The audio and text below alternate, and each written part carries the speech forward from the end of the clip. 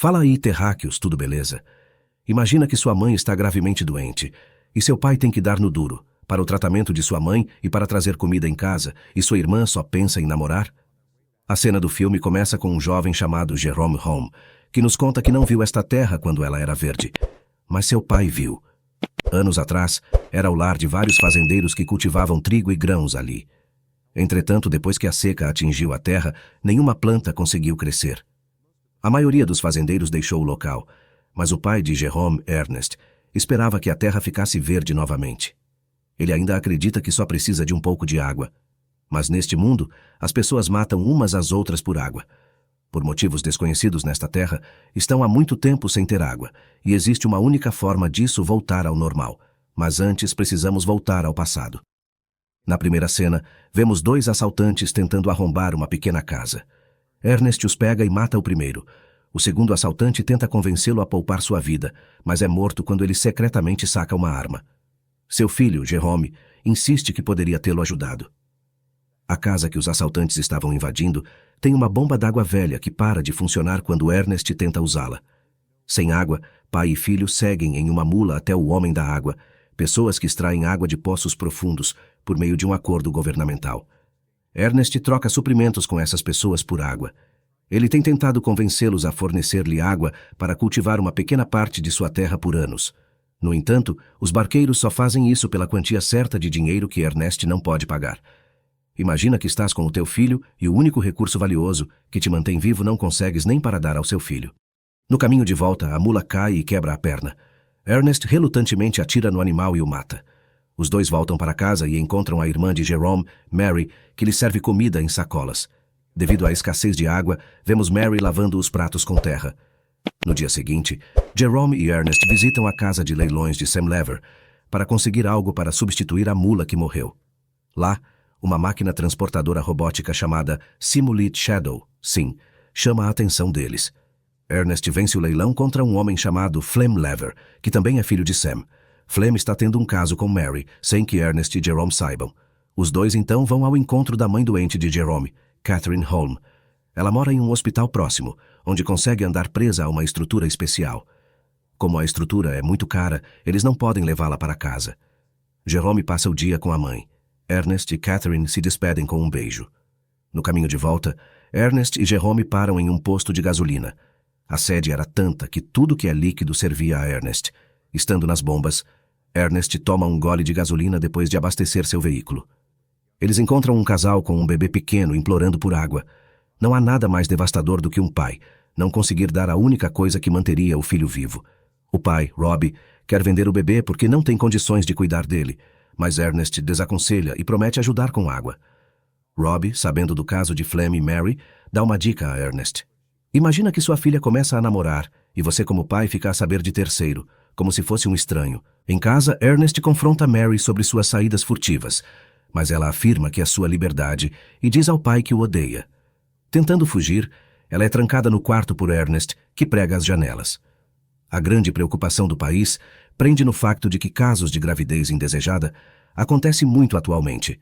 Só para se ter uma ideia, a taxa de gestação na adolescência no Brasil é alta, com 400 mil casos ano. Quanto à faixa etária, os dados revelam que em 2014 nasceram 28 mil filhos de meninas entre 10 e 14 anos, e 500 mil crianças de mães com idade entre 15 e 19 anos. Voltando ao filme. Certa manhã, Ernest e Jerome descobrem que sim, a máquina robótica foi roubada.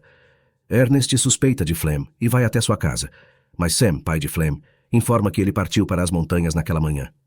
Ernest vai atrás dele até os barqueiros, mas é deixado inconsciente. Ao recuperar a consciência à noite, os barqueiros o acusam de roubar seus suprimentos. Insistindo em sua inocência, ele luta com Caleb, o líder dos barqueiros, e consegue escapar com um rifle. No caminho de volta, Ernest encontra Flem dormindo na estrada com Sim e os suprimentos roubados. Ele mantém Flem como refém e o amarra à máquina, pretendendo levá-lo de volta aos barqueiros para provar sua inocência. Durante a caminhada, Flem faz comentários sobre Mary, irritando Ernest. Ambos ficam com sede, e Flem convence Ernest a usar a água dos barqueiros.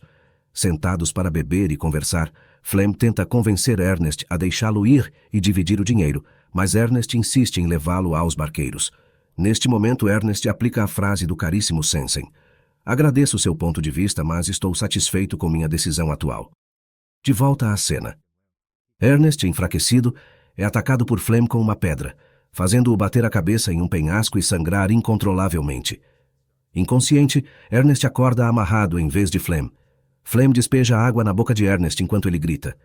Mais tarde, Flem chega à casa de Ernest de moto para levar Mary, que corre alegremente até ele. A filha não sabe ainda o tipo de homem é seu namorado e o mal que fez em seu pai, mesmo que da última vez que ela viu seu pai, ela xingou-o dizendo que odiava ele. Com Ernest ainda desaparecido, Jerome sai para procurá-lo e encontra a máquina sozinha no caminho. Chegando aos barqueiros, é informado da morte de Ernest, assumida como causada pela máquina. Na cena seguinte, todos lamentam a morte de Ernest em seu funeral. Mais tarde, Catherine e as crianças choram na cama do hospital. Quando saem, Flem os pega em sua caminhonete. Após a morte de Ernest, Flem se torna o mentor da família. Ele acalma Jerome enquanto bate em Sim, culpando a máquina pela morte de seu pai. Mais tarde, Flem revela a Jerome que Mary está grávida de seu filho e que a ama. Jerome aceita o relacionamento deles. Neste momento, Jerome não tem escolha e só lhe resta aceitar a situação. Naquele mesmo dia, Flem vai até os barqueiros e conversa sobre enviar água para as terras de Ernest. Caleb ri da ideia, mas fica na defensiva quando Flem o culpa pela morte de Ernest e mostra uma faca com o nome de Caleb encontrada com o corpo de Ernest. Com medo de ser acusado, Caleb concorda em desviar água para as terras deles. Todos ficam felizes quando a terra recebe a primeira gota de água. Flem trabalha dia e noite para cultivar trigo na terra, e poucos meses depois o trigo está completamente crescido. Flem se casa com Mary e mora na casa de Ernest com Jerome e Mary. Flem se torna um herói da família de Ernest, se passando de mocinho e transformando os outros de bandidos, mas toda mentira tem pernas curtas. Um dia Sam, pai de Flem, chega à casa com alguns homens do banco, ameaçando tomar a terra por causa da dívida de Ernest. A dívida é muito grande para Flem pagar, então ele leva a máquina Sim e procura seu amigo Robbie. Sabendo da intenção de Robbie de vender seu filho, Flem o convence a ir com ele para ver quanto um bebê pode valer.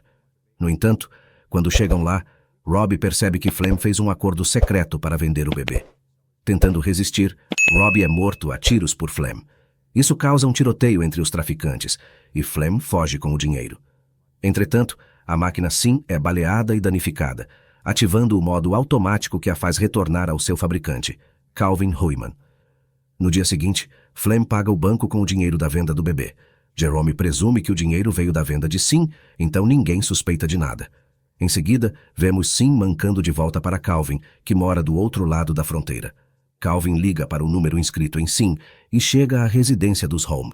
Ele fala com Jerome sobre a máquina voltando para ele, o que choca Jerome, já que Flem disse que a havia vendido para Robbie. Jerome questiona Flem, que se irrita e descarta a pergunta. Aí Jerome lembra da seguinte frase: o mentiroso, quando é descoberto, fica bravo e se faz de vítima. Mais tarde, Jerome planeja encontrar Calvin, o fabricante de Sim. Ele chega à fronteira, mas o guarda o impede de cruzá-la por ser muito jovem. Uma garota chamada Ana chama Jerome e diz que sabe uma maneira de ele ir para o outro lado da fronteira. Em troca de dinheiro, ela o coloca em um veículo com galinhas e o envia para lá. Eles se encontram novamente do outro lado e se separam. Jerome, então, vai ao encontro de Calvin. Lá, Calvin mostra a ele todas as funções da máquina Sim. Ele também revela que os olhos da máquina são câmeras, feitas para capturar a inclinação para reflorestamento, e que a câmera registrou tudo o que a máquina viu. Jerome toca as gravações e relembra seu tempo com Ernest. Ao assistir, ele fica horrorizado ao ver que foi Flem quem matou Ernest. Depois que Ernest recuperou a consciência, Flem o amarrou à máquina e definiu seu destino para os barqueiros. A máquina arrastou Ernest, ferido mas vivo, até a morte. No final do vídeo, lágrimas rolam pelos olhos de Jerome. O cara pensa, como eu aceitei em nossa casa o assassino do meu pai. Mas ele não tinha como saber, pois Flem é um bom mestre de cerimônias e um serial killer qualificado.